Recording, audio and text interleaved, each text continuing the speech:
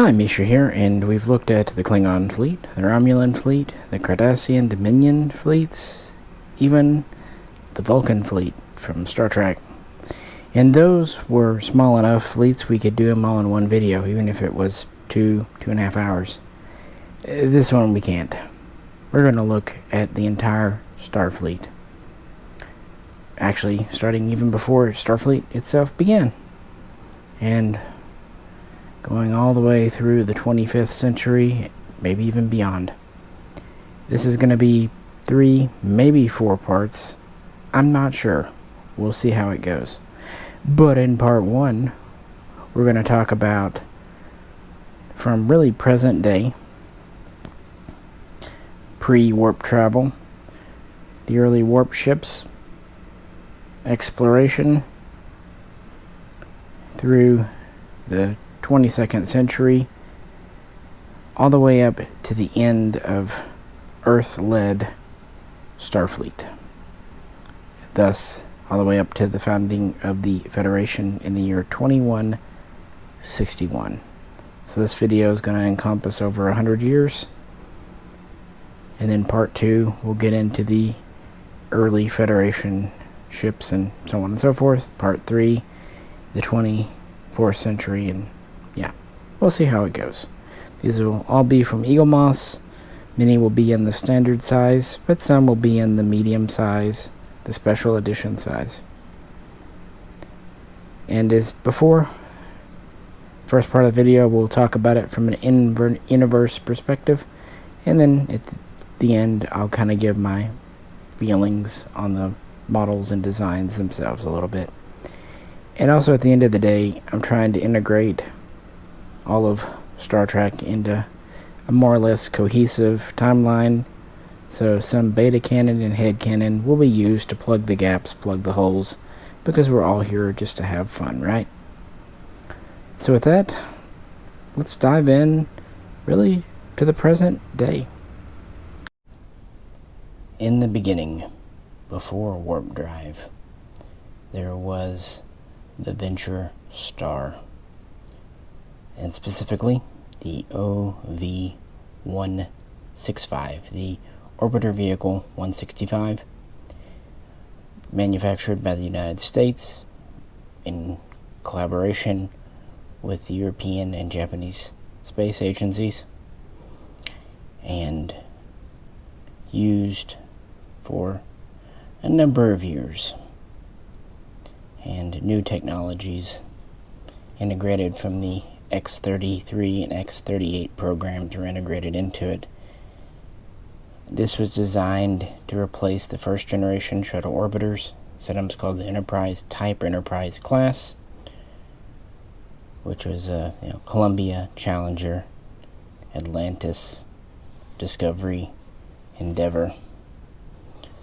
Those were decommissioned in the year 2011, and this was designed throughout the next decade and would start to go into service with NASA in the 2020s. And this was designed as a single stage from land orbit vehicle, and it had a new aerospike engine technology to allow this, and to be more fuel conscious, fuel efficient, so that we could actually take off under its own power instead of having to carry around a massive bulk of fuel. It wasn't much larger than the previous shuttle, about 40 meters, but it had a wider wingspan of about 32 meters, and had a similar crew and ability. It could easily carry half a dozen, but some missions would just have 2 or 3. And in a pinch, it could carry more. Its main assignments and duties were transportation of both government, military, and commercial satellites, including commercial type missions. It also docked with and serviced the International Space Station. And it pushed technology forward, but this was strictly speaking an orbiter, so surface to orbit manned vehicle. Cutting edge technology for the mid-2020s. One of its other main missions was to deliver modules and help assemble larger vehicles in orbit that could go faster and further. But this was the first time with the Venture Star, the OV-165, that there was a reasonably economic way to get payload from Earth to orbit, because with the previous generation of shuttles and even Soyuz and Titan rockets, it was pretty darn spendy per kilogram. And of course this is pre-warp flight, as I mentioned. So, let's look at one of the vessels this helped assemble. The DY-100. Earth's first mass-produced interplanetary craft. And this is quite a bit larger than the shuttle type, and as you can easily tell, it was not intended to land in an atmosphere or even really take off from. The main body could be launched, manned or unmanned, typically unmanned, but then additional modules would have to be delivered to orbit by other means, either unmanned rockets or an orbiter. So these would have final assembly in orbit, with the core section launching itself. It was about 104 meters long, although as you can tell it's quite narrow, and it used nuclear power and nuclear for propulsion as well back here. It could actually go quite fast, up to 1/10 the speed of light, although it took some time to get up to that speed. So definitely sub-impulse, but, you know, for that day and time. And more importantly, because of its relatively cheap and modular design, it was highly flexible, as the SS Botany Bay shows us. This particular craft was lost in space, at least for 200 years, and is one of the more colorful stories in Federation history. But these weren't actually intended to be interstellar sleeper ships. The goal was more modest.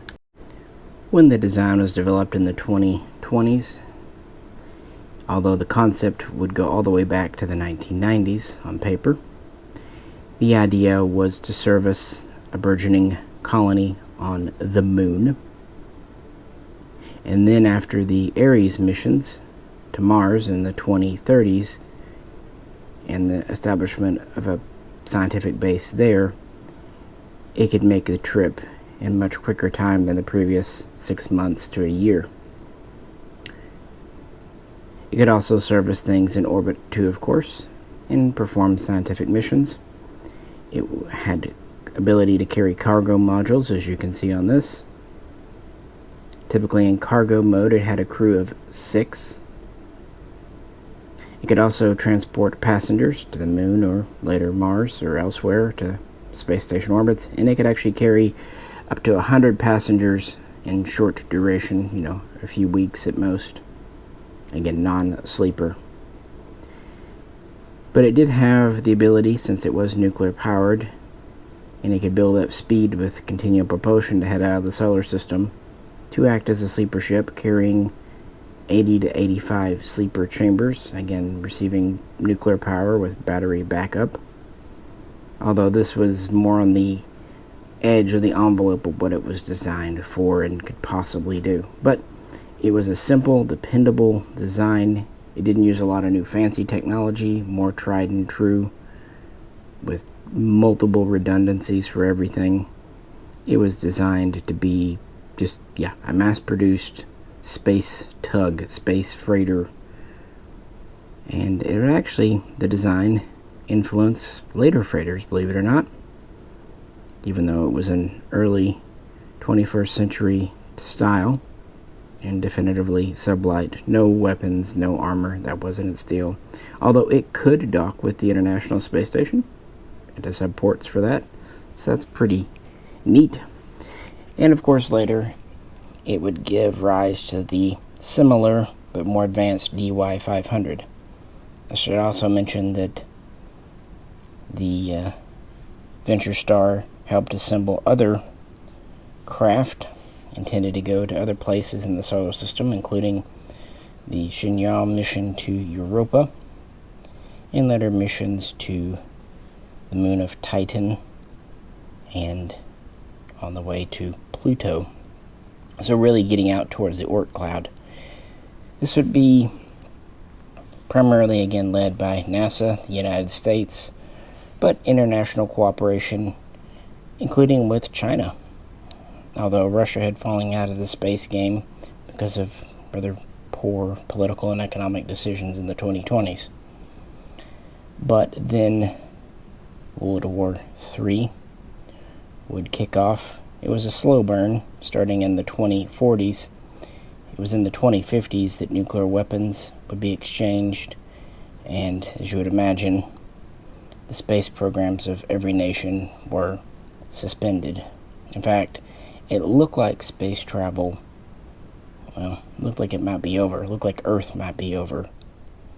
And that gets us to the ruins in the Rocky Mountains in Bozeman, Montana. From the ashes of nuclear war would arise a nuclear phoenix, in more ways than one. The famous world-changing, technology-changing Phoenix warp prototype ship from Dr. Zefram Cochrane. And while Dr. Cochrane rightly gets credit for this, he was just one designer. Maybe he had the vision. It might have been money. It might have been women. It might have been more than he was willing to admit to himself. There were many other designers on his team, of course. He was the lead scientist and theoretician. Lily Sloan was the lead engineer and mechanic and assembler. But even beyond that, they had several others, maybe even over a dozen, working with them in a old missile complex in Montana. And that was the starting point. The war was rough on Earth and rough on Dr. Cochrane. He already had some mental issues, brilliant but troubled, as most brilliant people are. Before the war, he was able to receive treatment, including an implant in his head that would give him dosage and kind of like a pacemaker, but for his brain. But of course, after the war started, he could no longer get the attention needed. This devastated him, causing him to spiral into alcoholism, but it also kind of let loose his genius. It was definitely a double-edged sword. And he envisioned what he called the space-time warp core generator, warp drive. This would be a matter-antimatter reaction to essentially create a bubble of artificial space-time to bypass Einstein's limit on FTL. And his ideas would kind of percolate throughout the 2050s, and by 2059, the blueprints were ready for the Phoenix here, with really he and Lily Sloan being the two credited. They would start with a Titan missile. Unfortunately, many were still available, though all weren't used in the war. And they would make a new cockpit for it, about 4 meters, able to carry up to 3, although it really only needed one person to pilot it. Kind of the old space capsule design, and because this was post-war, most of the parts were salvaged, repurposed, cleaned up. There were a few new components made, but yeah, most were already just left in the rubble. Interestingly, of all things, the nuclear warhead was not disposed of. Rather, it was actually used to start the reaction. Later on, Federation starships would use dilithium. This was not available on Earth, so a thermonuclear warhead was used to start the reaction. But that meant this would be a single-use vehicle, one shot. And that was also backed up by its traditional chemical thrust to get from Earth to orbit. So, on April 5, 2063, at around 11 a.m., this launched from the missile complex. This was not funded by NASA. There was very little government left, especially in the Rockies at the time, so this was a private venture, as it were. Although I'm sure many working on the project had formerly worked for NASA and the government, maybe even the Air Force, because they were using Titan missile technology. And it would take off. Once achieving orbit, it would jettison the lower first stage. Then they would extend the nacelles on their pylons. Then they would activate the warp core, as it were, setting off the reaction. Next, this would lead to charged plasma flowing to the nacelles, and then it was ready to accelerate to warp speed. And it wasn't a jump to warp, it was an acceleration. It took quite a bit of time to build up, but then it would punch through the warp barrier outside of the Earth-Luna system and loop around the inner solar system. That was revolutionary enough for technology. Finally, man, just over 100 years after first achieving spaceflight and enduring a horrible war, was able to reach beyond the stars. But even more importantly, for geopolitical matters, the Vulcans would have a ship relatively nearby studying Jupiter, the Diplana Hath we looked at in the Vulcan ring video. It would detect the warp signature, and even though the flight was quite brief, the Vulcans would track the Phoenix back to Earth and make first contact. This would be able to land. It used a combination of parachutes and thrusters and a feathered re-entry path to kind of skid to a stop. Again, it was a single-use vehicle, so that was it. It either worked or it didn't. Many have asked if Dr. Cochrane had unmanned prototypes that he sent into orbit first. No. Resources were too limited. It was a one-shot deal, and I think it was one of those things where he had nothing left to lose.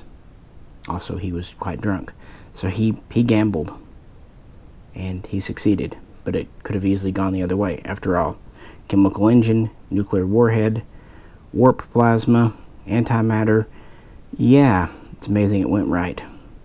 Probably because of Lily Sloan, who did not seem to be drunk. In fact, he was so drunk the day before he told a tall tale for years about cyborg zombies from the future who may or may not have been eating Swedish meatballs. Nevertheless, this would change Dr. Cochrane's life. It would start to bring the governments together, and he was able to receive proper medical treatment again. He never completely got off the sauce, but he did better and lived for a number of years working on later designs based on his original warp engine. And actually, just a few years after the Phoenix's flight, we have our first deep space craft. Here we have the SS Conestoga. This class would later retroactively receive the designation Discovery Class. But in the beginning, it too was built from the ashes of the war. Just a couple of years after Dr. Cochrane's flight, this was one of the first efforts of what remained of world governments and world space agencies to show to themselves, the population, and the Vulcans that they still could do something. And this was a very ambitious project. Prior to this, really just unmanned warp probes had been sent out, like Friendship 1. But this would be manned, actually quite heavily so, and quite large. Like I said, the DY-100 and the later DY-500 were over 100 meters. This was bumping 150 meters and a much wider body. And still using Dr. Cochrane's warp, it was capable of reaching about warp 1.5, pushing it, but more of a cruise at warp 1.2 to 1.3. So slightly improved. It's possible that dilithium was given by the Vulcans in small quantities. It's also possible that they continued to use nuclear fusion or fission as a starter. Regardless, this would be Earth's first scientific deep space craft, and it would actually fulfill a few different roles. As the SS Conoga, in the year 2069, it would launch to the Cassiopeia star system to found the Terra Nova colony. It would land there just under a decade later at the end of 2078, and it had a very large crew of 200. Again, the old DY-100s could only carry 100, and for a brief time. This could carry twice that for a decade. And then the idea was, once there, it was modular, it could be disassembled. They could use part of the engines for power. They could use the living quarters on board to make houses and make a colony. Not like anyone coming after them. Then again, at the status of Earth at the time, you can't blame 200 people for leaving. Why not? But this was Earth's first attempt to get its act together. And at first, the Terra Nova colony did well, but it suffered natural disasters. But there would be survivors, and contact would be reestablished roughly 70 years later. But that's the story later on. There would be other members of this class, including the SS Valiant, but instead of a colony ship, the Valiant would be a deep space explorer, scout, scientific vessel. And it too would go for extended duration missions. And it too would be lost. A lot of these early efforts were not that successful. But it was Earth trying, kind of regaining its spirit. Other members of this class would be built throughout the remainder of the 21st century and help reestablish the colony on Mars that had, of course, withered because of the war, and reestablish a colony on the Moon, and also further out in the star system, and eventually help colonize other places. And again, still using the original Cochrane warp drive system here. Pretty ambitious and admirable.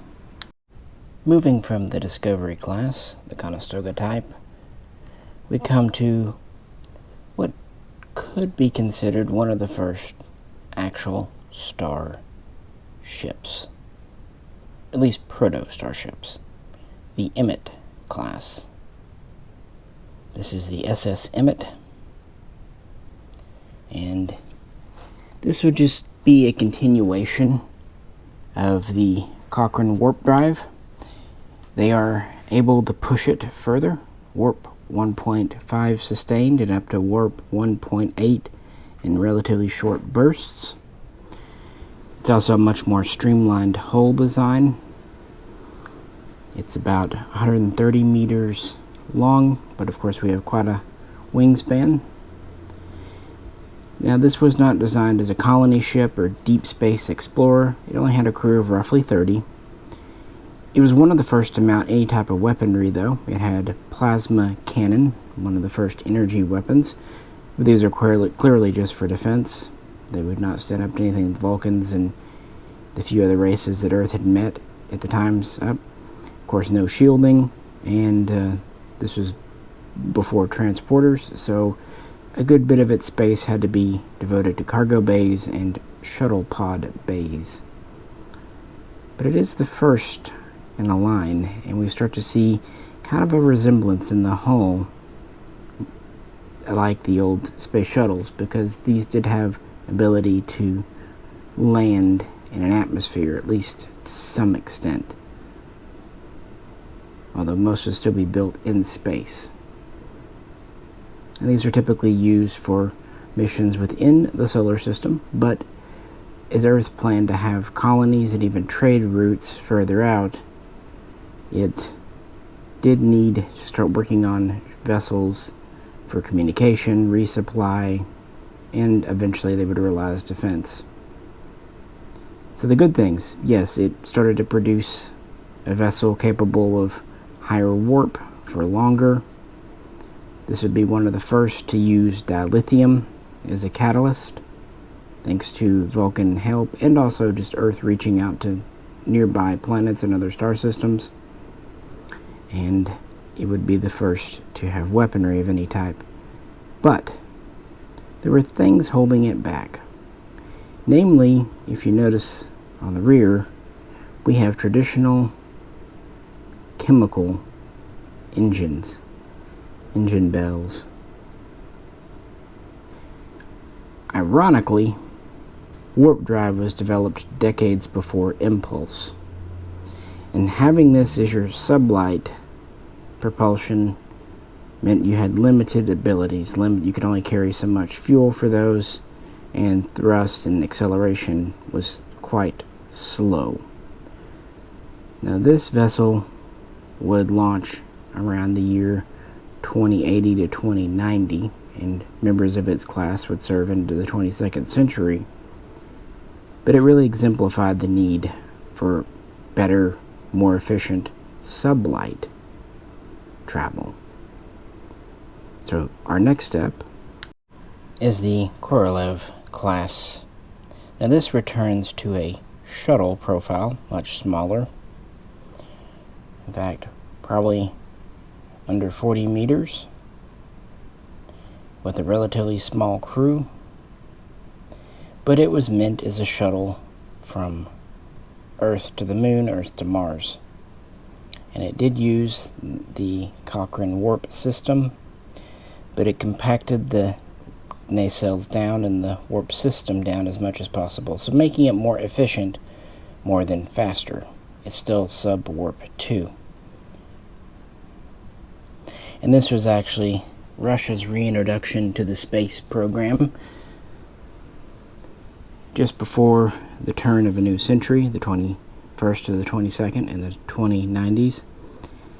Their contribution came in the form of the earliest impulse.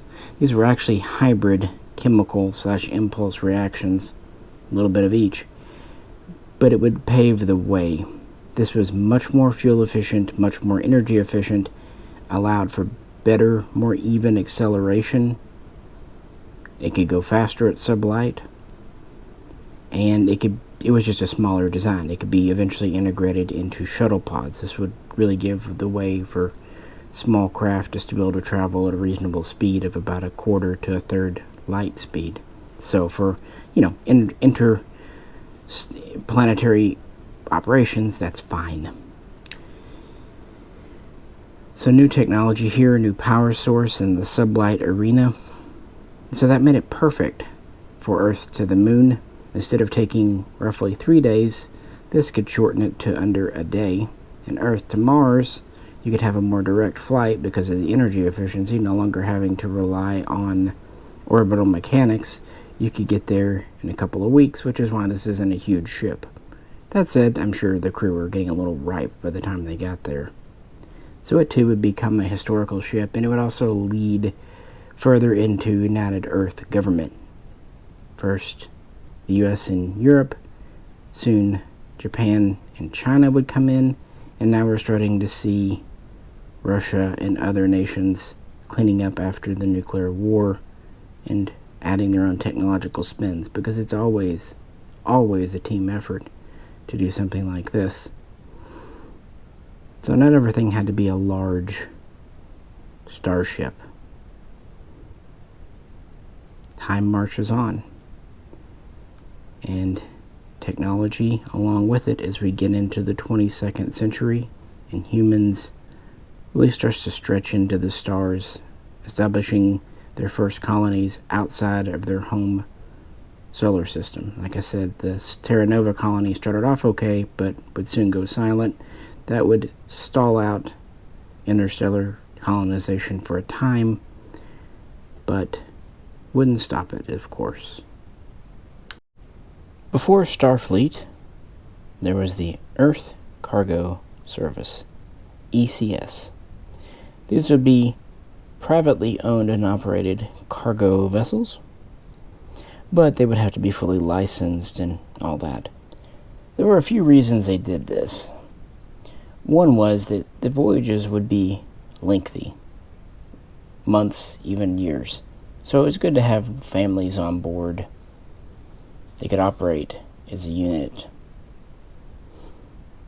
And again, United Earth was still kind of getting its act together anyway. One of the early large classes we come across is the Y class, and the SS, or the ECS, as it started to be known when that service became around, Fortunate. And these were developed in the 2090s using the Cochrane warp system. They were quite large, at about 260-270 meters, and they had 8 cargo pods which were detachable. Each pod was about 50 meters long, but quite tall. And then we have this central spine that they connect to. The warp nacelles are tucked in below here, and this is capable of achieving warp 1.8, although when fully laden, that'll drop down to about 1.4. So they're not going to get anywhere too fast, but still faster than the early Discovery class, the Conoga types. This was one of the earliest mass-produced large vessels with impulse. It had a crew of 20 to 24, and of course facilities on board to care for them. It originally had 1 plasma cannon for defense, but the design was created with modularity, update, dependability, self-service in mind. So these would actually serve for decades, even up to a century. They were built to last. Again, long duration missions makes perfect sense. And they would be able to dock with space stations, spacecraft, smaller pods, but they would not be able to land on a planet. And while they could detach their cargo modules, they still had this big spine with the warp engines at the back and the reactor. They could carry about 20 kilotons, all told. A decent amount of cargo, and the beginning of the cargo service, and a continuation on of what humans are doing in deep space and the need for. These would also be among the first vessels to trade with alien races. But it is interesting to kind of look at the DY-100 and see a bit of a lineage there. A long vessel, skinny, but with the ability to mount modules. And next we have one of the final designs that Zefram Cochrane himself worked on. The JClass freighter, also operated of course by the ECS. Zefram Cochrane would work on this warp engine himself, even help build them. And this was one of the first times that Earth ships are able to consistently achieve warp 2. And this is actually slightly smaller than the Y, at about 240 meters. It also has 8 cargo modules. They're longer than they are tall, but thanks to newer technology, more efficient construction, it can actually haul up to 30 kilotons of cargo. But if they do load themselves up that heavy, it does reduce max warp down to 1.5. So go to warp 2, but you can't carry a lot of cargo. It's your choice. A little more compact, again, impulse engines, impulse manifolds are here for sure. This is one of the earliest vessels we hear of having polarized hull plating for defense, because as the Y class would venture out, the Starfleet, I'm going to start this shit over. As humans would venture out, they would discover not everyone was so nice. Nausicaan raiders and Orion pirates were among the earliest to attack, wanting the cargo or the crew or both. So this was built with more defense in mind, including that polarized hull plating. Also, whereas the Y class had one plasma cannon, this came originally with two, and they were in improved turret mounts. And to give them a better arc of fire, the cargo modules, that's one reason they were changed. They also moved the warp engines up to the head, which would allow it to separate from its quote-unquote trailer. So with the Y, the modules themselves are detachable. With this, they're more integrated into the back trailer spine, although they can't be detached too, just takes more effort. But on the other hand, the head can detach itself for different reasons and purposes, including protecting the crew. Because it was slightly smaller than the Y and a little more advanced, it would usually have a smaller crew of anywhere from 12 to 18. But these are still long-range, long-duration missions. We, of course, know this as the ECS Horizon, a rather famous vessel. While the class was constructed around the turn of the century, 2100, give or take, this particular vessel was commissioned in the year 2102 and would serve for decades and would be part of the cargo fleet running to nearby colonies and also trading with alien allies and doing the best to defend itself. It was certainly more capable and faster than the Y class, but there was room for improvement. Although we are starting to see the limitations of Cochrane's initial warp system. Over the 30 years or so, it's been pushed to its limit. So it's time to kind of change things up. At least work would begin there. But it would take several decades. And we would finally see the formation of Starfleet. With the new Starfleet in the early 22nd century, how to go faster kind of splits into two, perhaps three different directions. One, of course, continue on with the tried and tested Cochrane engine, trying to squeeze whatever we can out of it. Another direction we'll talk about soon that is very Earth-centric. And then this direction here, going with inspiration and even assistance from Vulcan designs, the annular warp ring, annular warp system. This is the Declaration class, fielded in the 2110s. And the Enterprise herself, the first USS Enterprise starship, named after the space shuttle of centuries earlier, she was actually launched in 2123, so not the first in the class. And it was hoped this would usher in new technology and deeper space travel, and also closer relations with the Vulcans. And it succeeded, although ultimately it would be considered a technological dead end. Again, based on Vulcan designs, it's about the same overall length as some of their cruisers at about 300 meters, although whereas a Vulcan design has the annular warp ring in the middle, this is at the end. This had certain advantages. In fact, it was considered a pretty efficient design as far as fuel and all that, and also it had a very good maximum top speed, whereas the Cochrane engine was really only capable of going a little above warp 2. This could go a little above warp 3, so that's good. And even though it's quite long, it has a pretty small crew of about 35 to 40 because it's a very narrow hull. And, well, speed is its main thing. And these vessels did actually work out quite well as fast passenger liners and transports. It's in the explorer role they really fell down, and certainly in the defensive role, because one thing that was becoming clear with more and more freighters out there, Starfleet would need to defend them. Earth would need to defend its ships and colonies, and this wasn't it. Because of the warp system and overall design, it was not a very good maneuverer or turner, especially at warp.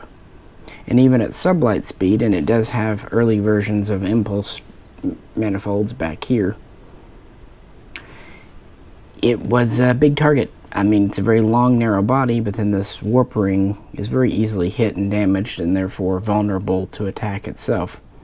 And also because of the warp ring, the firing arcs for the plasma cannons were pretty small, and it wasn't really built with much in the way of defense anyway. Polarized hull plating, an early deflector dish. But this is pre-transporter still, so docking is the name of the game, and of course, this is a big impediment to docking as well. Interesting design, and the annular warp system worked out well for the Vulcans, but it also shows that the Vulcans and the humans would have different needs and different attitudes. The humans wanted a ship that they could send out and it could have its own determination, make course corrections, respond to distress calls, and if ever necessary, yes, fight. That wasn't planned for, but it was needed. So, after a few decades of service, the several models of this ship were kind of retired to transport duty and intrastellar duty.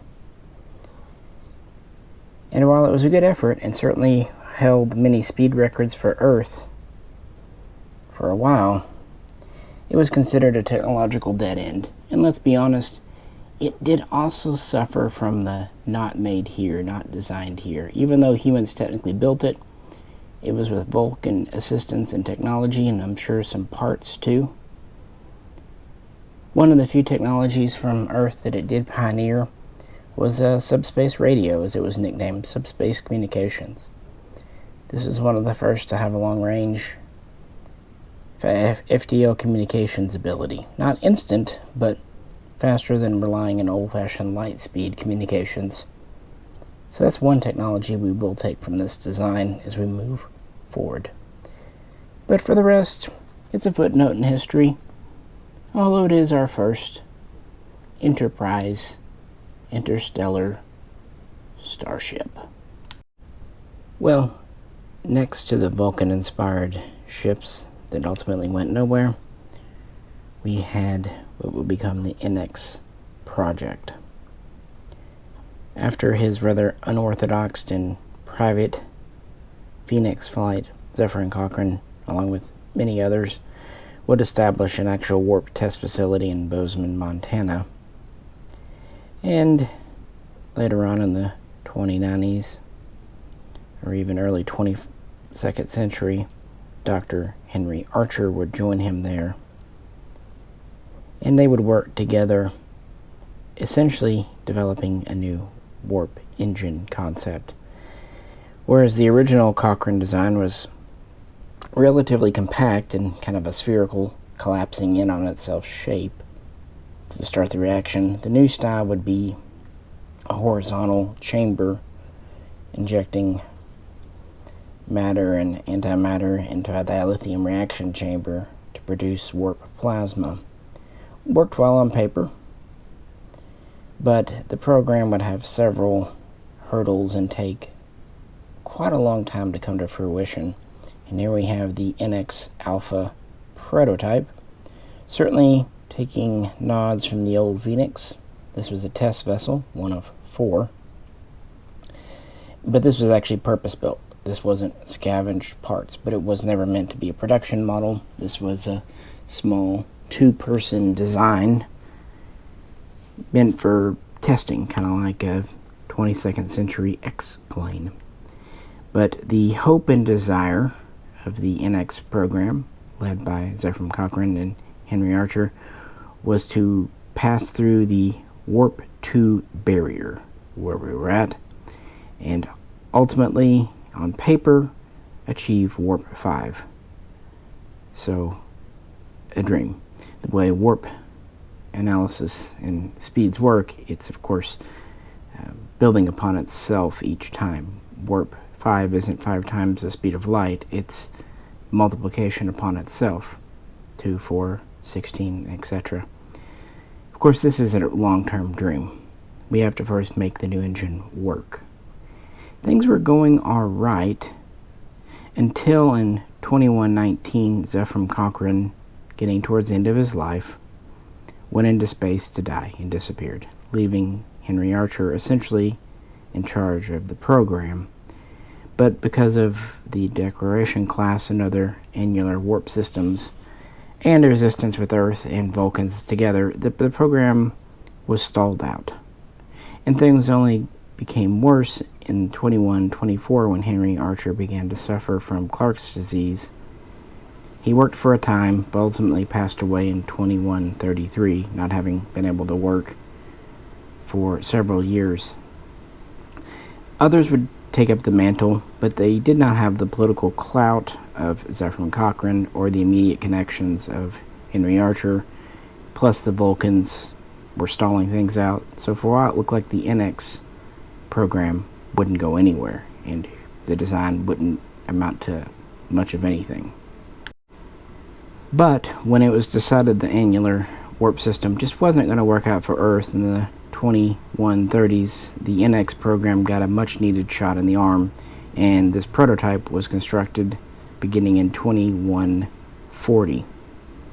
And the first test flight would occur in 2143. There was a bit of a false start. Now, this would not take off from the planet. It would actually operate from orbit coming out of Iraq. It did have impulse to get to where it needed to go, but it was a test bed for a scaled down version of the Warp 5 engine, the NX engine.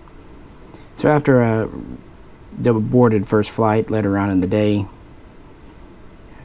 Commander Robinson would take NX Alpha here, the first prototype, up to Warp 2, so where the old straight Cochrane engine would give out, push it past there, and he would get past Warp 2, but then there would be an instability, and eventually the vessel would explode near Jupiter. Luckily, it had an ejection system, and he was in space in a capsule and picked up a short time later. So, no loss of life. But this gave Vulcans more ammunition to try to torpedo the program, and they said that there was a fundamental flaw in the Cochrane Archer engine design. So it looked like that was it.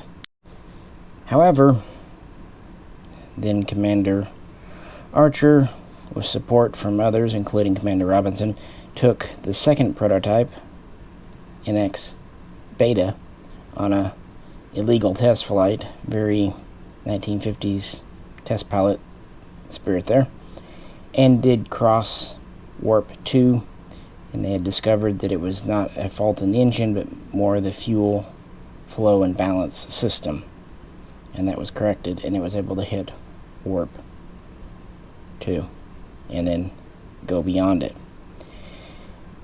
Unfortunately, NX Gamma, the next version, would end up being a ground test model per Vulcan insistence, but eventually NX Delta in the year 2145 would successfully break the Warp 3 barrier. Keep in mind, we go from twice the speed of light to 4 times the speed of light there, and each little bit helps. And this started to be filtered into Earth human projects and starships, but the NX program would actually last for another 10 years.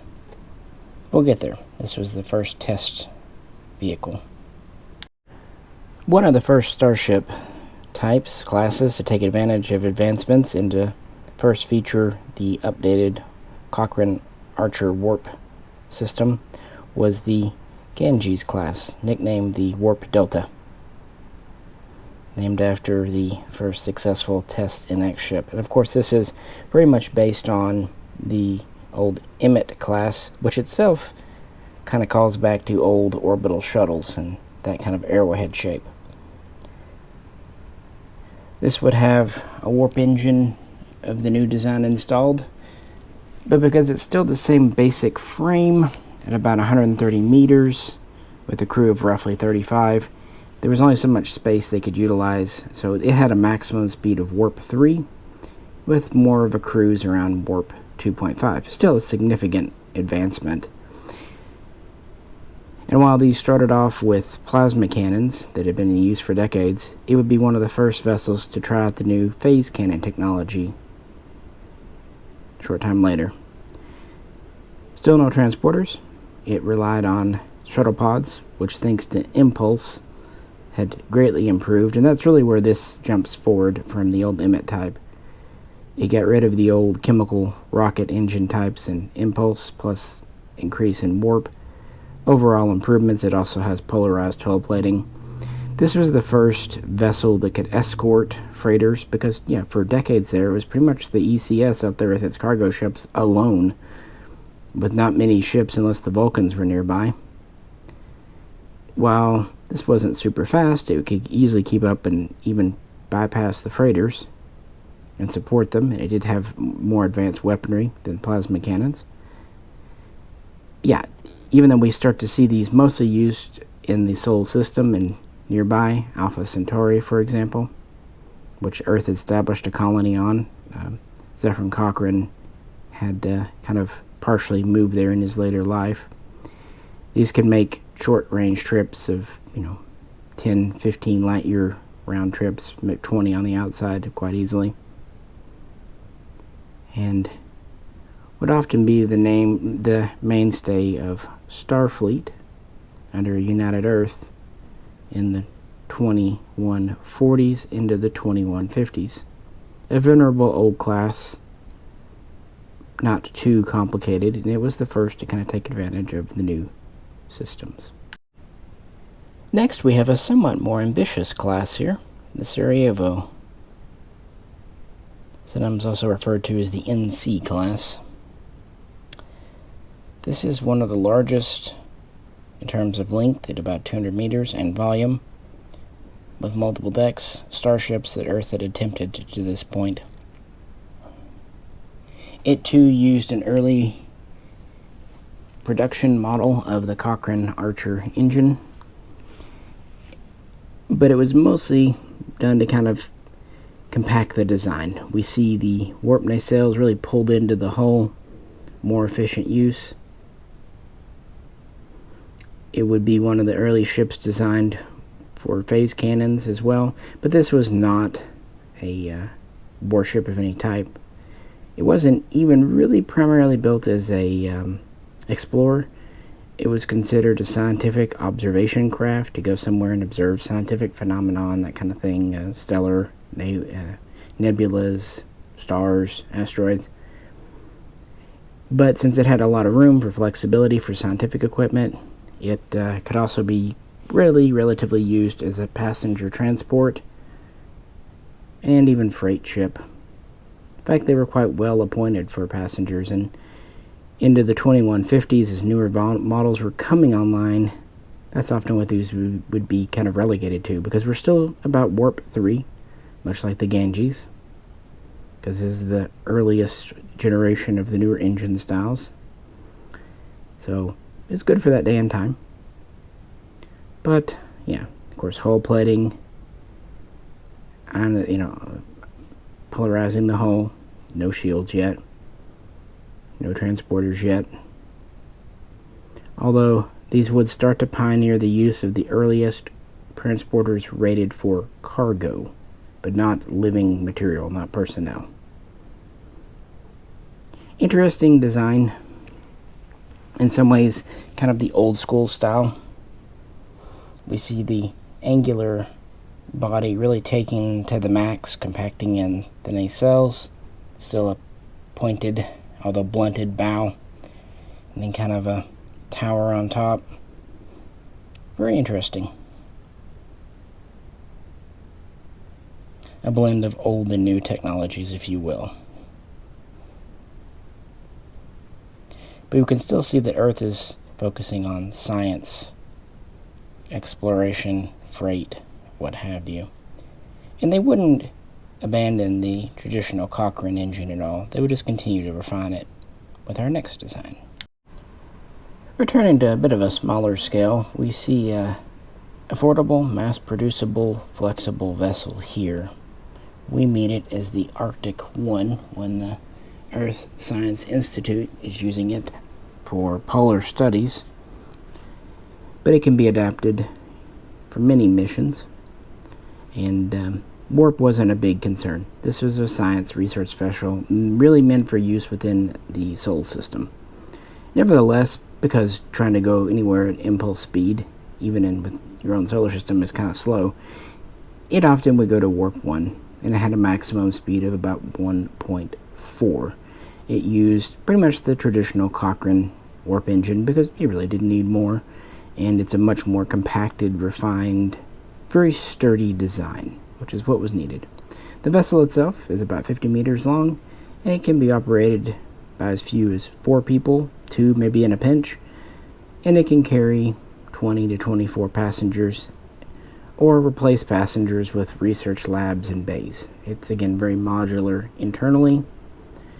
It also can be fitted with skis or other types of gear, or none at all. If it's going to operate as more of a stellar observatory, it won't need them. If it's going to land on an icy area, it could even be fitted with wheels, whatever. Again, this was meant to be used by universities, research institutes, even private civilians.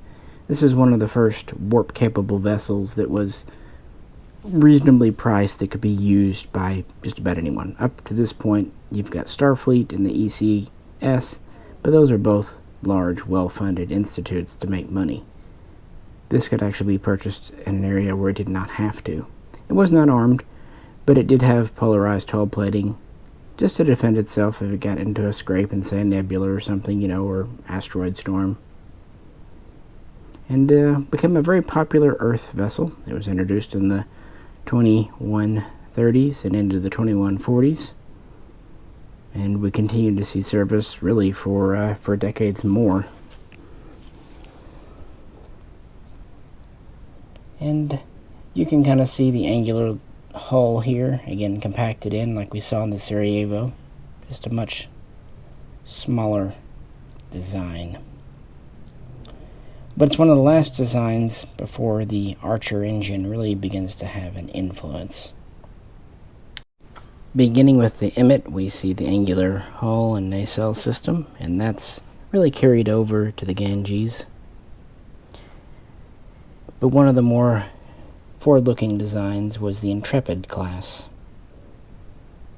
introduced in the late 2140s.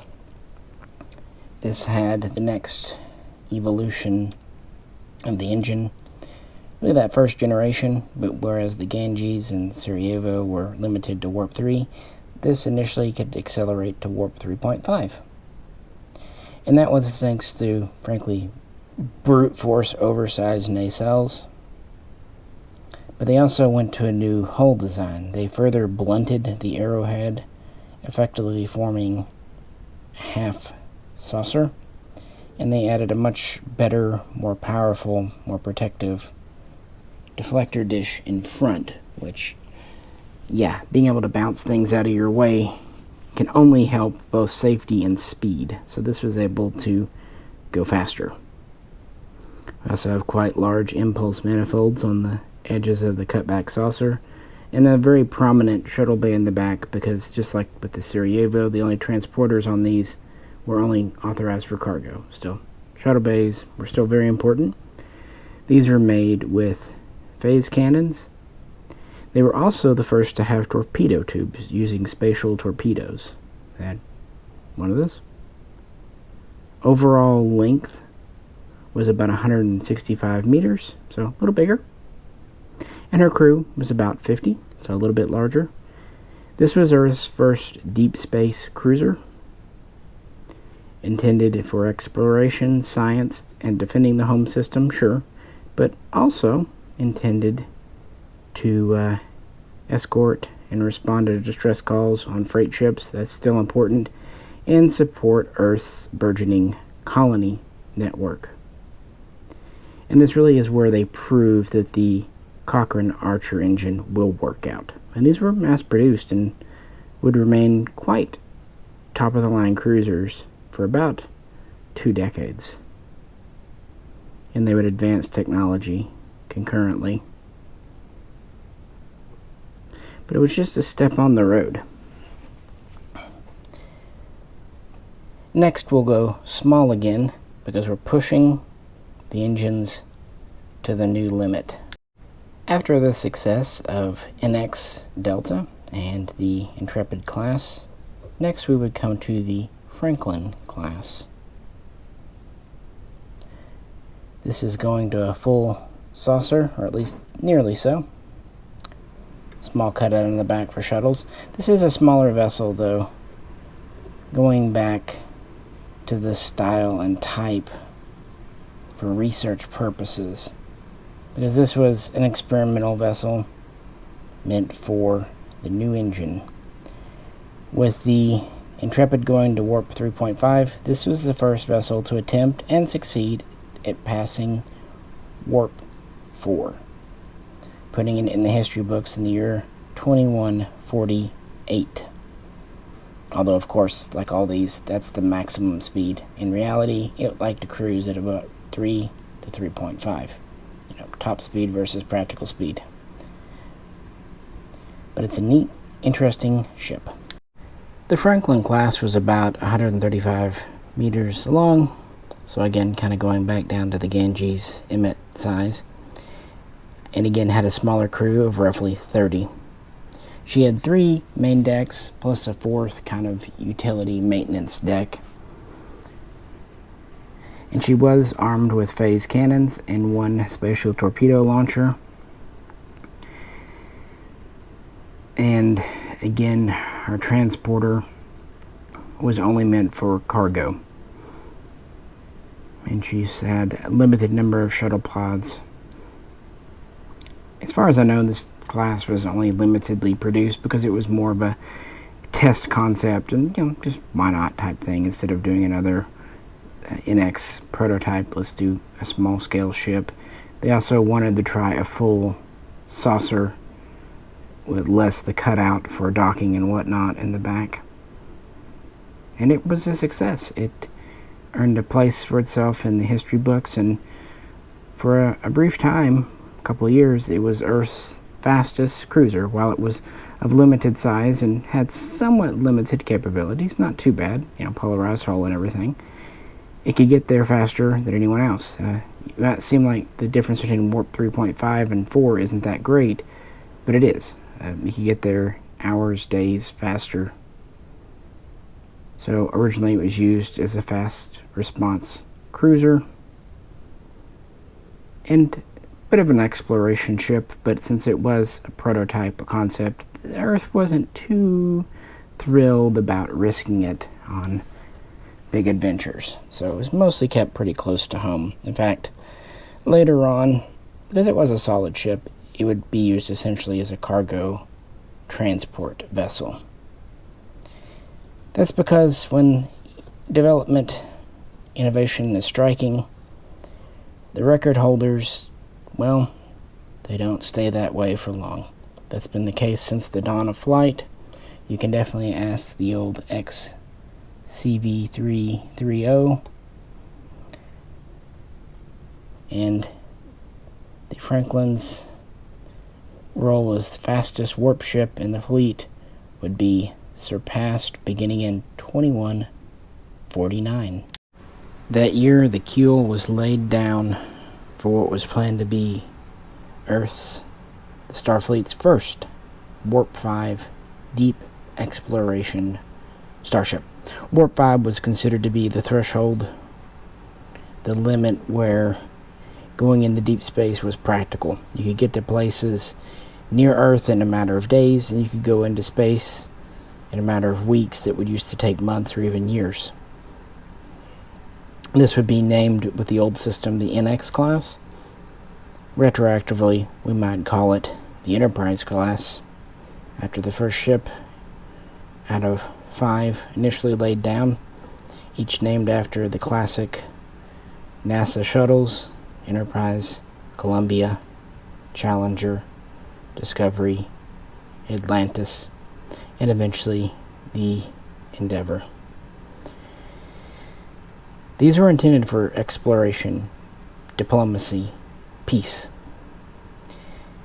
But when a Klingon would crash land on Earth in the March of the year 2151, the Enterprise, NX-01, was nearing completion in dry dock, and so was rushed into service early in April of that year. Most of the primary systems were complete, but the engine had not been tested at full speed, and the only armament on board were spatial torpedoes. Phase cannons had not been installed yet, although one had been partially put in. This would be designed for 3 phase cannons, the most of any Earthship so far, and multiple spatial torpedo tubes. It was the largest ship to date at about 225 meters with 7 decks. Standard crew of 80 to 85, although it had room to carry several dozen passengers, or as we would later discover, Makos, Marines essentially. So room for more, which makes sense on this size. It also had modular bays for either cargo, if it needed to be used for that, or science, observation. There's a lot of room on board. There was a lot of ambition here.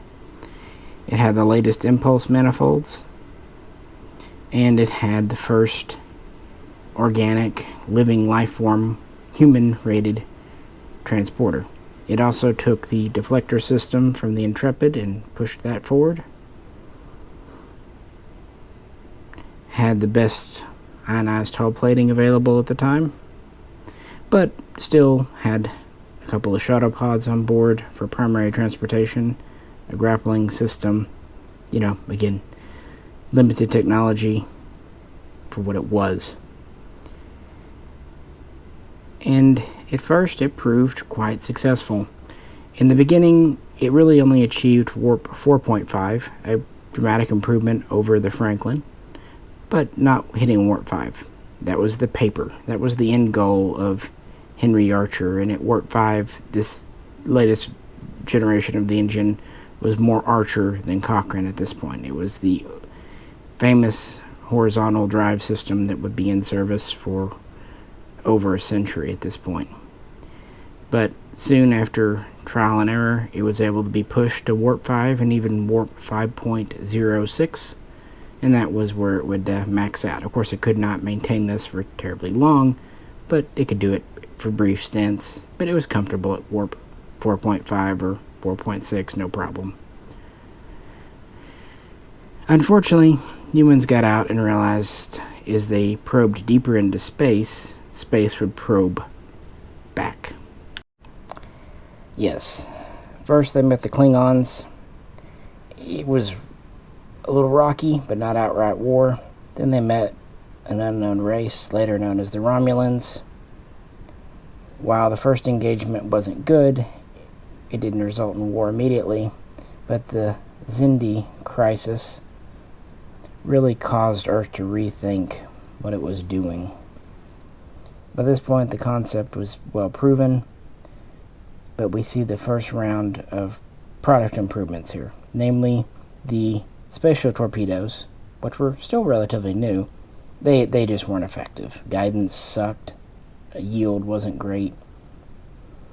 So they were replaced by new photonic torpedoes. On the other hand, the phase cannons, which were installed in flight, actually proved quite decent, and so improved versions were worked on at space dock. And other improvements were made instead, and this ship proved itself over a year's period to truly be a heavy deep space cruiser, able to not only go into Xindi space and survive in a very hazardous environment, but survive battered, but still triumphant, and avert a war.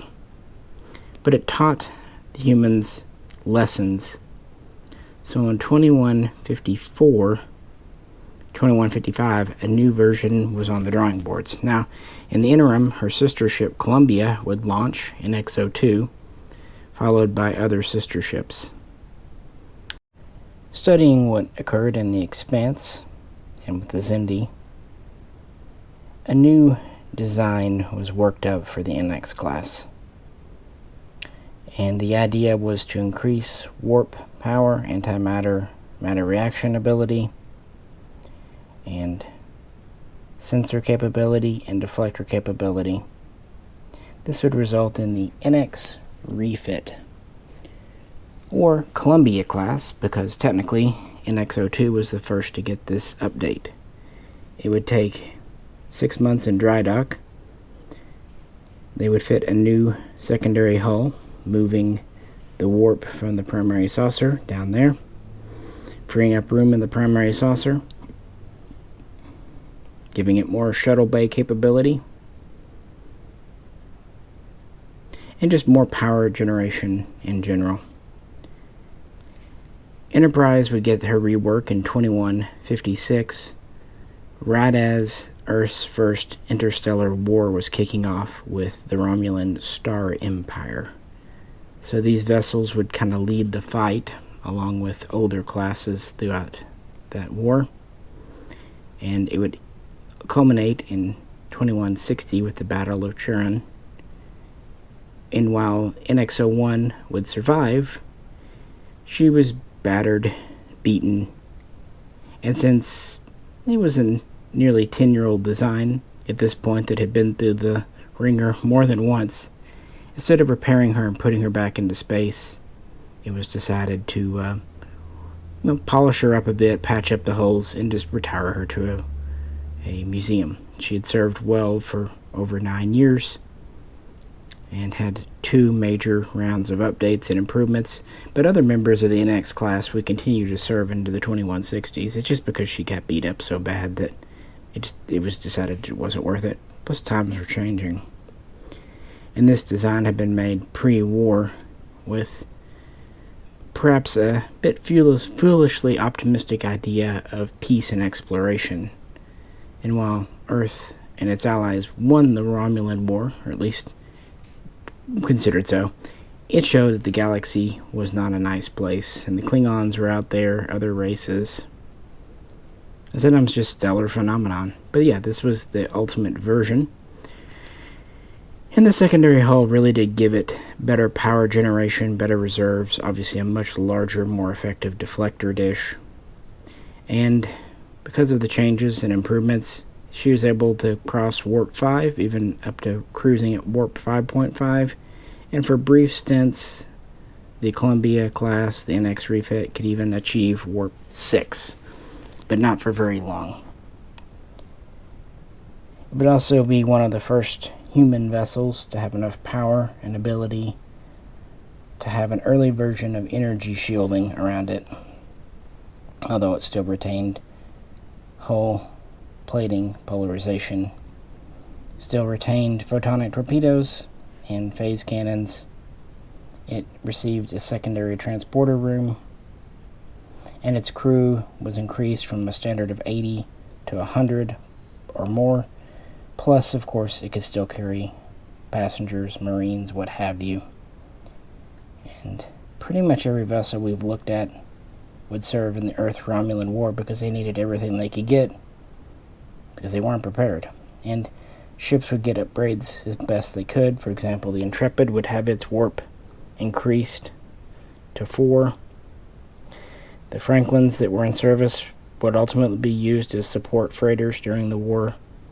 And the Genji's classes, the older designs, would be used as frigates or support destroyers and to defend the home system, leaving the NXs and a few other cruisers to be the more battleships of the fleet. But again, they weren't really designed for that, but they may do.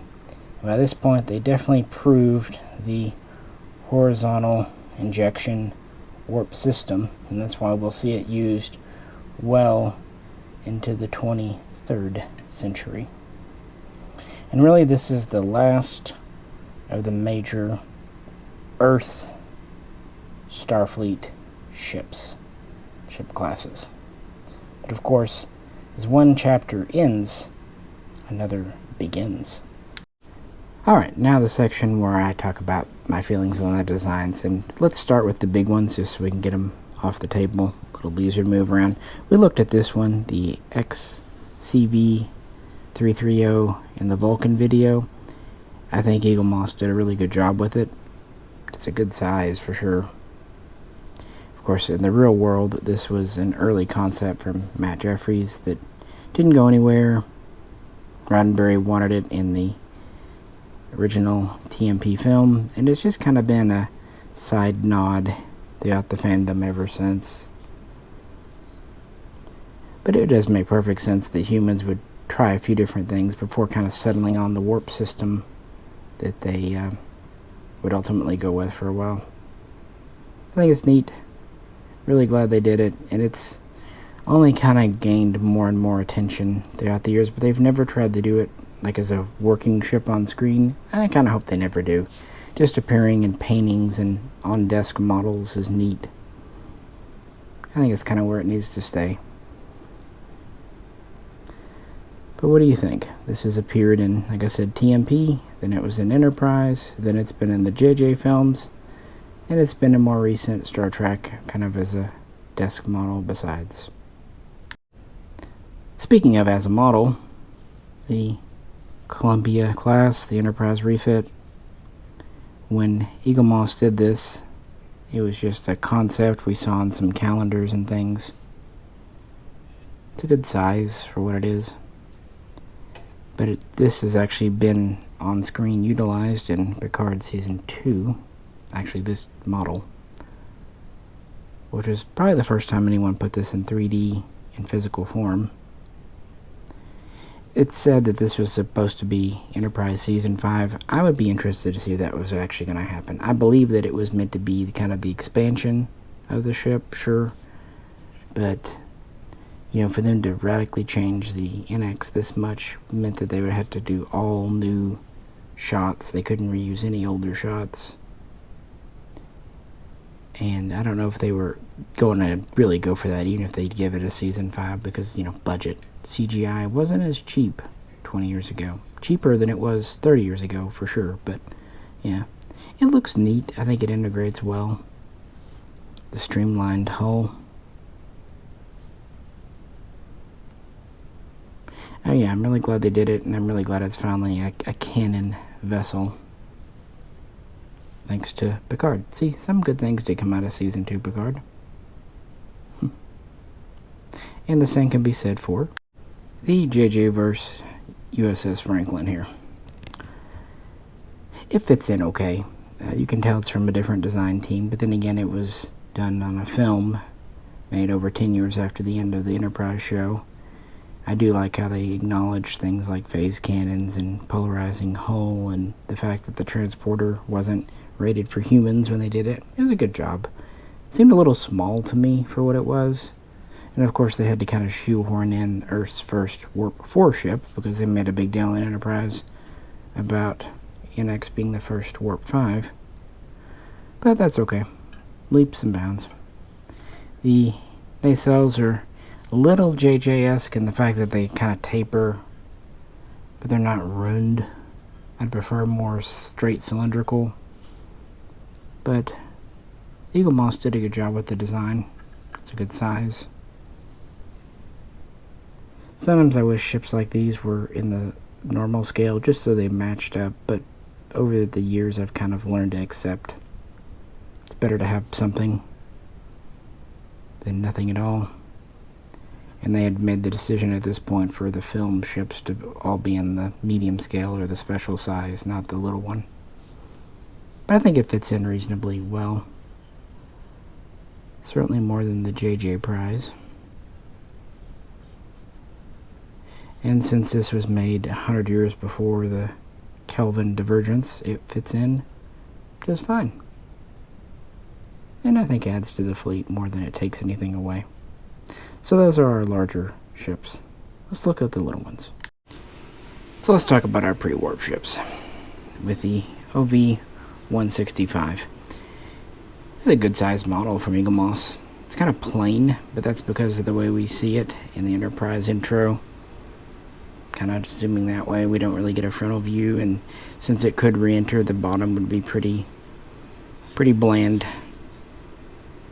So Eaglemoss did the best they could with it. I think since it was in the intro and kind of does give that connection from the real world space shuttle to the Star Trek future, especially with the delta shapes it works. And I really, really, really did enjoy them integrating it into Picard Season 2 again. How they plugged it in, talked about why and what it was. That was a really neat callback, I think, since it was very much a canon ship. But it kind of gave it its first glimpse. We really don't know anything about it. I always kind of wondered, when World War III broke out, was anyone trapped on board the International Space Station or any other space station? Or was there enough time to get everyone down? Just saying. It would be kind of an interesting position to be in. So that was from Enterprise. Our next one is the DY-100 Khan's ship, the SS Botany Bay. I love this design. No matter what chronology I do, I will always find a way to stick this in. Of course, the whole Khan thing has gotten convoluted, and I think at this point we've all just kind of given up, and of course Strange New Worlds just reintroduced a little Khan. It didn't matter. It's definitely inspired by a submarine, and it's one of the few special purpose models we saw in the original series. It was a big deal for a ship to actually get a model back then, but since it was Season 1 and the budget was doing pretty well, they got it. They would later reuse this as a freighter, unmanned freighter. But I do like that it has cargo modules, and it's a believably simple design. Eaglemoss, when they did it, added a little more detailing, including a docking port for the ISS, which I like. And of course, we got the big thrusters back here. And I could see this being assembled in orbit, maybe the central part launching itself, and then attaching the rear, folding it out. I don't know. What do you think? But, I'm really happy they did it, and this is pretty much all metal except for the modules are plastic, and then of course the engines are plastic. But I remember getting one of the old vacuum form kits, model kits back in the late 90s, early 2000s of the Botany Bay. That was the first time I really knew what it looked like. But it was definitely one that when Eaglemoss did it, I grabbed. I think it fits in really nicely. But then, of course, the war happens. So, the Phoenix. Let me begin by saying I really like how they portrayed Cochrane, the whole Meteor Heroes thing. And I like the idea that this was put together using leftover parts, missiles, that kind of thing. And also like that made the point that he didn't just design it alone in a cabin in the woods. I mean, it's close to it, but at least there was a few dozen people there. We don't know how many because the board killed them. They actually had two designs from John Eves, a long and a short version, and they picked the short. And I get why they picked the short Phoenix for on film, but I think a longer version would have been more believable. But oh well.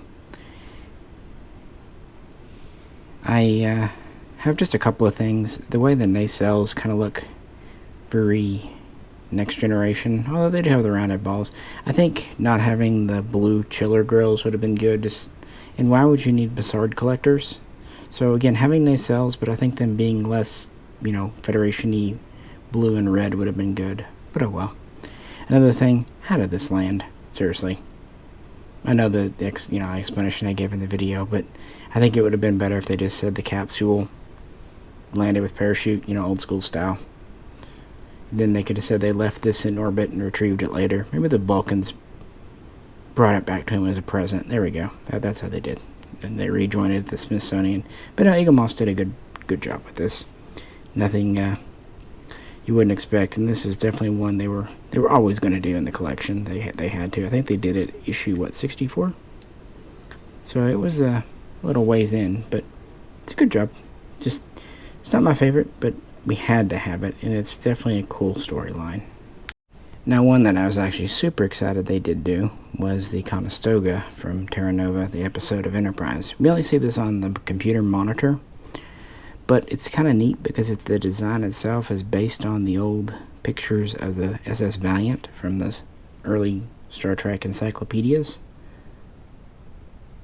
So that's why I say the Valiant was part of it, because long before Enterprise was a series, this design to me was the old Valiant style. And I like it. This has more of the nacelles I would have liked to have seen with the Phoenix, but It's a suitably boxy and utilitarian design. And they did this as a special edition, not a standard, because technically we didn't see this on screen, although we saw parts of it in the forms of the houses they had on the planet. But yeah, this one tickled me to death. Early Earth ship.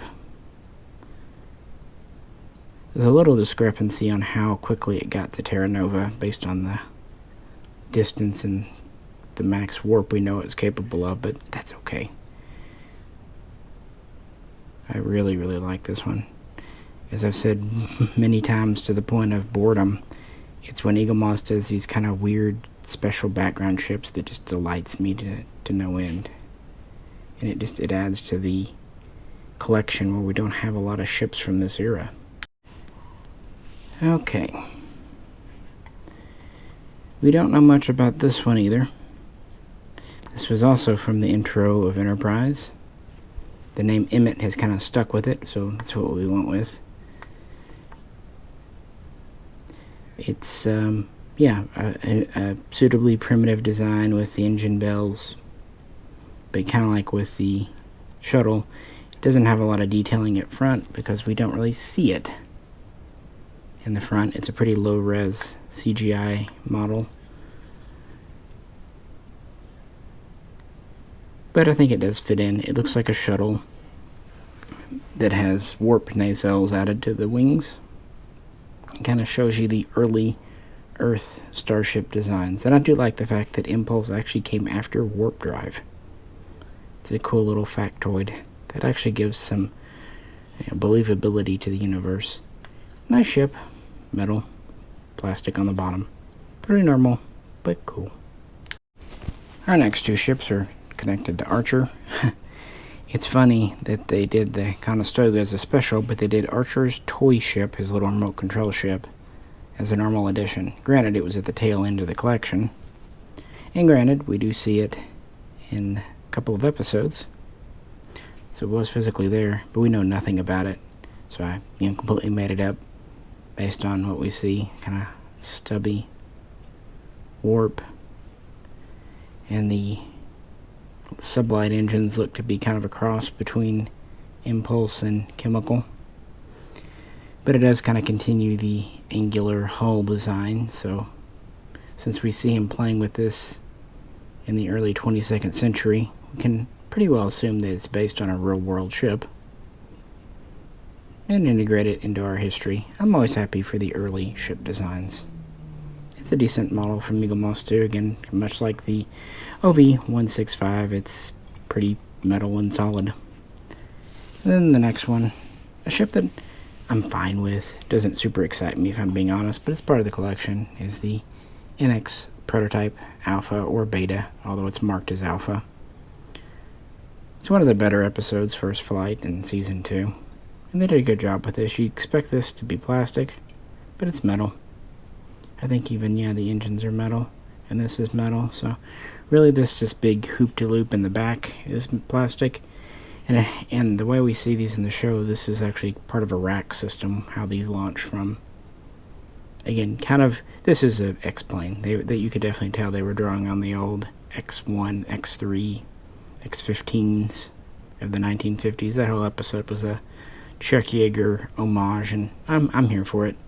I always like the movie The Right Stuff, so cool ship. They did a good job with it. I do actually like the looks of this model more than the Phoenix, but I like that it's a callback to it, including being controlled from the Bozeman Warp Center.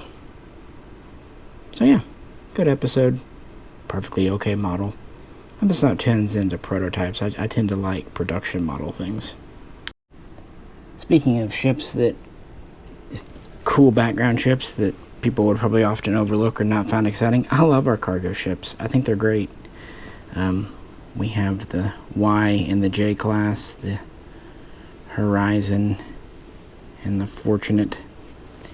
And we see these models reused more than once. And I love the fact that Earth Cargo Service was kind of out and about more and deeper into space than Starfleet. It's very true to life, and I think the designs are very practical, and they do kind of at least spiritually call back to to the botany bay, to the DY100, DY500s we see, long and skinny. We do see these being upgraded. We hear mention that they can be upgraded to Warp 3 and have additional plasma turrets installed, so that's cool. It's kind of funny that the older one is slightly bigger, but it makes sense. A little sleeker. I'm not sure how this holds more cargo, though, but of course they're not made to scale with each other. But it would seem like this one would carry more, but oh well, that's the show for you. But no, again, when they do weird merchant things like this, I'm here for it. And there's a lot of detail in them because of being CGI, the model itself. This one, the containers are plastic, with the spine and head being metal. This one is actually almost all metal, believe it or not. It's just a more basic tucked-in design so they can. Very skinny, very long though. I don't know, kind of like the cargo look of these a whole lot. But what do you think? I'm sure I'm weird. Next, let's do the so-called Warp Delta. The name Genji's class is kind of beta canon, but it's fallen in. We first see this ship at the end of Season 2, when a couple of them come out to help Enterprise. In reality, the CGI model was an updated, higher-res version of the Emit type. But in universe, we can say this is a newer version. It really does. It seems to have impulse, slightly changed warp nacelles, and we see it shooting a phase cannon, so we know when they have phase cannons. I think it's neat. And it's still very much the arrowhead look, the Delta look, but we start to see some rounding here. I think it's a cool step, cool progression. They didn't have to do both the Emit and the Delta, but they did, and again, I'm here for it. I really like this era. Kind of simple, but also kind of riveted, gray, bronzy hull. There's an aesthetic to Enterprise that grew on me. How about you? And since we did the Warp Delta, 2 of those, we also see one of these in that little fleet that helps Enterprise. Later on in Season 3, in the episode Twilight, it gets the name Intrepid. Back in the day, we used to think this might have been the Neptune class, a class that's referenced but never seen by Trip. In the universe, this fits in really well in between the Delta and the NX. In reality, it was a straight-up kit bash of the NX CGI model. And if you look, you can see, the oversized engines and then the cut saucer, and yeah, it's all the bits and pieces, but it works. And this would have seemed to have been, the Miranda, if the NX is the Connie of the day or whatever. Or just maybe this was the big dog before. My only question is, with these nacelles so close, what about being in the saucer right below them, or how they're right by the bridge? I mean, I guess they would protect the bridge, but I don't know. Would that not radiate any kind of weirdness? If nothing else, Lower Decks has taught us light. I don't know, and this being a little silly. The only thing I think is a little weird about it are these kind of like grills off on the side. I think you could have done without those. Not really any need for go-fast fins in space unless you're Tom Paris. But no, other than that, I really like this one. I always have. Again, secondary background ship, and we do see it several times. And seems to be a good ship. Obviously, it survived the Xindi War and the alternative time. So, what next? Let's talk about briefly the Arctic 1 transport, the science transport. Of course, this was in the episode of Regeneration, and ironically, we actually got the assimilated version from Eaglemoss before we got the standard version. This came out around right after issue 100, so about halfway through the collection. It's good. It's got a good weight to it. We actually see this model reused in like the Earth orbit scene with Enterprise coming home, so we know this wasn't the only ship, and we see that one in space, so we can presume that there are plenty of other versions around. It's just kind of a science vessel. It is funny that it doesn't appear on the model to have a warp system, but it's referenced in the script that it did have one, so be it as it may, I mean, it needed to. I mean, it wasn't like the Borg were going to build the warp out of literally nothing. It's a lot more believable. They took a low-rate warp engine and just souped it up versus building one out of scratch from ice and, I don't know, reindeer horns. But no, it's a neat little model. Not a whole lot to say about it, but it adds to our fleet, and we don't get a lot of civilian ships in general, and it's one that only Eaglemoss would have done. Next up, another one that only Eaglemoss would have done, the Sarajevo, and this was announced long before it came out, and actually it was also announced that the collection was coming to an end. I was a little afraid we might not get this, and we did, and it was kind of the last Starfleet ship from Enterprise that we needed. But it's beyond that. It's a different look, and it's a big model. They did a really good job with it. Metal, it's actually quite heavy. It kind of continues that arrowhead shape, so much speculation has been done about it, but I think they did this model good justice. And part of me is just being a completist. I like having all the different ships, but I think this is neat because it shows a different design bureau than just your saucers and nacelles system. But we see later Federation ships with the nacelles tucked up in, like the Defiant, so it's fine. Roddenberry's rules about nacelles have long since been kind of pushed aside. Not that they made a lot of sense in the beginning. But the only thing about this, I feel like it should be pointed this way. I feel like this looks better as the top, and this kind of hanging down as the bottom as a star drive. But as far as I know, it's this direction. It looks fine too. But no, this is another one of my favorites in the Enterprise era set, just because it's so weird and obscure. Yet we do see it multiple times, especially in season 4, I believe. Do you remember it? And finally ending with this kind of thing with me, where you want to call it, the talk with the NX. For one thing, on the Eaglemoss, some people don't like how they did the Enterprise refit or whatever, but I think most would agree they did a really good job with the NX here. It's, for one thing, it's almost entirely metal, except for the nacelles. I think, yeah, even the pylons are metal. This is done very early in the collection, as you'd imagine. I mean, they had to do it, but I'm glad they did. In the beginning, like a lot of people, I was a little put off. This didn't seem retro enough. It seemed too much like the Akira. But as time has gone on, I see the difference. It's not that much like an Akira. It's got a little basic similarity, but no more than a lot of the different Connie-inspired ships do. They changed it more than enough. And I do like they kind of flattened the design. No, it's really grown on me over the years. I wasn't sure what I would think, but the truth is, modeling from the early 2000s is just different than from the 60s, and we can't expect stuff made in the modern era to look like stuff made in the 60s, or if we do, it almost comes off as laughable or a joke. That's just the truth. So anytime you do prequels, you're just going to kind of run into that and just, realize it's a fictional universe. We're all here to have fun, and as many stories have reported, some of the powers that be, producers, executives, just wanted to literally use the Akira.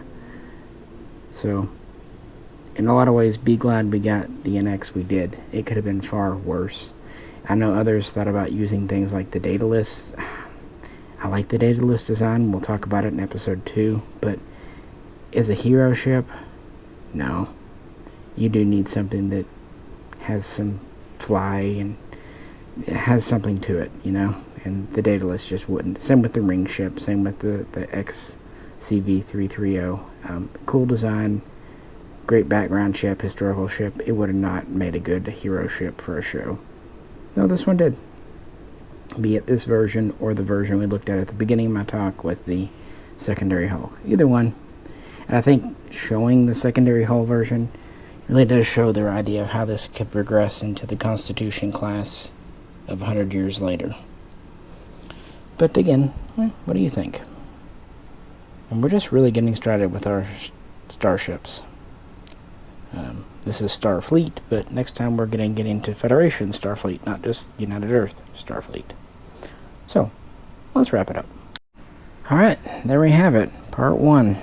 From the pre-warp ships, studying close to Earth, the Moon, and Mars. Then, of course, we have the Third World War, sometimes called the Eugenics War. All the way through the early warp systems and early Starfleet and United Earth, and talking about how the Cochrane Archer engine really took over. And this will be the same basic style of engine we see throughout TOS, thus in use in the early Federation period, for at least the first 100 years or so, at any rate. But that's that. What do you think? I've talked about my opinions on the Enterprise designs, which the majority of these are from. Do you think they integrate well?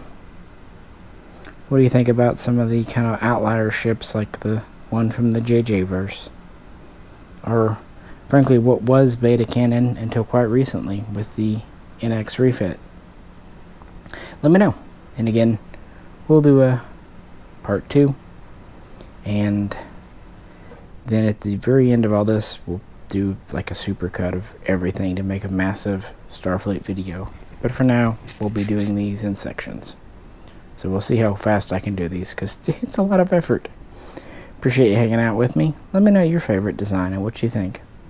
This is Misha, and catch you very soon with more human Earth Starfleet ships next time.